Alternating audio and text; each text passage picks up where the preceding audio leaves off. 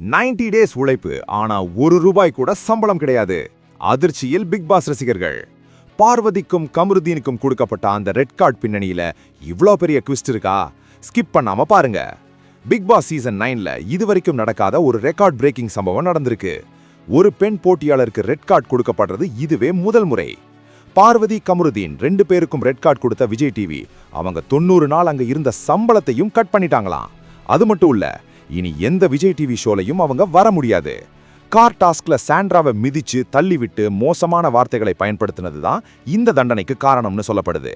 ஆனா வெளியே வந்த பார்வதி சும்மா இல்ல. நான் பண்ணது தப்பில்லைன்னு இன்ஸ்டாகிராம்ல வரிசையா போஸ்ட் போட்டு அதிரடிக்கிறாங்க. மத்தவங்க பண்ணப்போ வராத கோபம் நான் பண்ணப்போ மட்டும் ஏன்னு கேட்குற மாதிரி அவங்க போடுற ஸ்டோரிஸ் இப்போ சோஷியல் மீடியால காட்டுத்தீயா பரவுது. அடடா, இது எங்க போய் முடிய போகுதோ? மக்களே, பார்வதிக்கு ரெட் கார்டு கொடுத்தது சரிதானா, இல்ல இது விஜய் டிவியோட டிஆர்பி கேமா? உங்க கருத்தை கமெண்ட்ல சொல்லுங்க. இந்த மாதிரி லேட்டஸ்ட் அப்டேட்ஸ்க்கு நம்ம சேனலை சப்ஸ்கிரைப் பண்ணிட்டு வீடியோவை ஷேர் பண்ணுங்க. அப்போ அந்த 90 நாள் சம்பளம் என்னாச்சு?